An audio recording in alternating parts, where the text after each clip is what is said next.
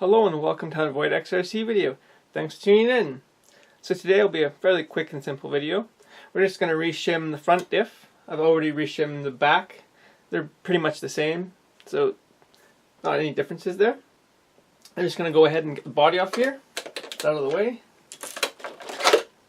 You can see I've got the GPS unit already mounted so I can do the speed test on the first run. So this is a pretty simple procedure. Well, to start with, we're just going to take off this little cap here.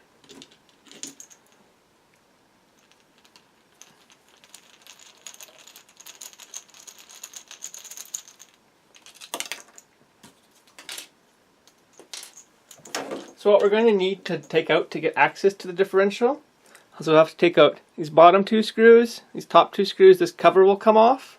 We'll have to take out all the hinge pins for the A-arms. And then there's 4 more screws, I believe, and I think that's it. So it's a pretty simple procedure. Not too complicated at all, which is nice. It is always a good idea to have all your screws in their little sections too, so you don't mess up the screws.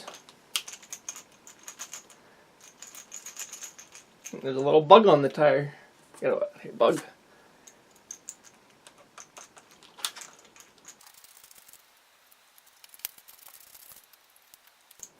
Alright, so once you get this front piece off, you'll see you have access to pull the pins out for the A-arms, and then there's that screw right up in there, and then on the other side, and then there is a screw right up and down in there you need to get at. So we'll pull the hinge pins now. You may need pliers, you may not. I needed some for the ones on the back. I'm not sure about the front, but doesn't look like I'll need them on the front though. All the pins came out real smooth. So now we can really start to take apart the front end here. Dog bones out. As you can see, we have a lot more access now. I did forget, we will have to take out these 2 front screws on the bottom here and then loosen these 2 screws here.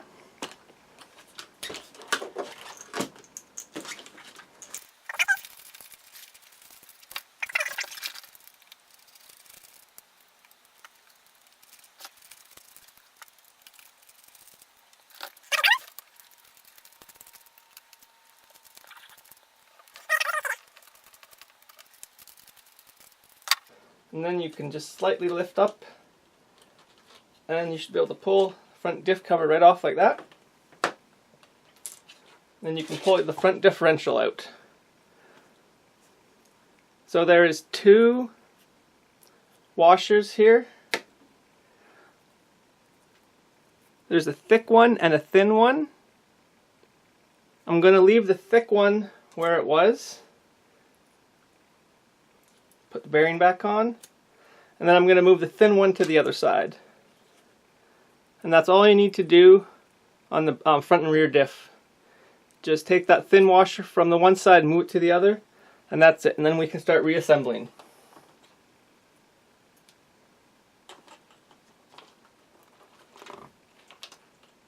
Put the diff back in. Diff cover.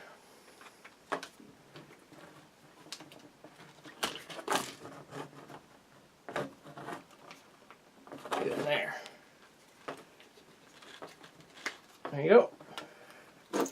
Then we can tighten up these 2 screws and it just goes back together the same exact way we took it apart.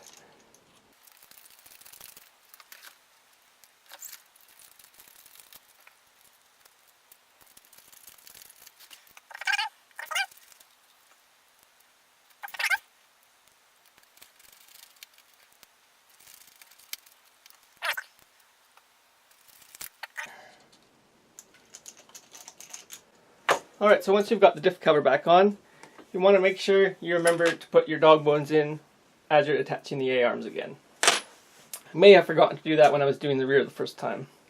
So yeah, just make sure you remember to do that. So I think I'm going to start with the lower A-arms. Get that pin in.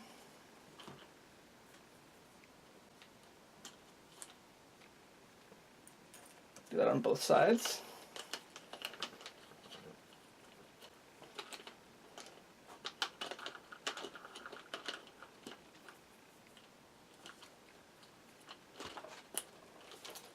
Then we can put the dog bones in.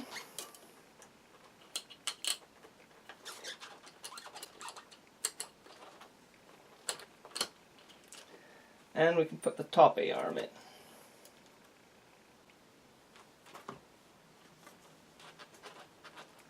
Very simple.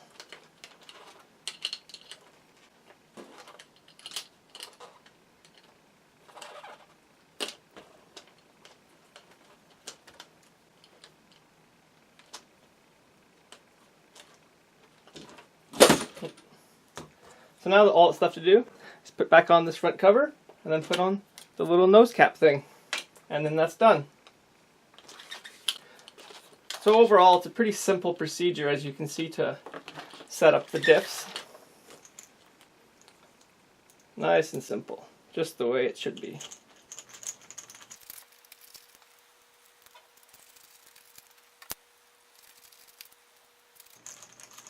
There we go. Well, I hope you guys enjoyed this video of setting up the diff here. By the end of the week, I'll have the first run of this out and speed test and whatnot. Thanks for watching, and I'll see you guys next time.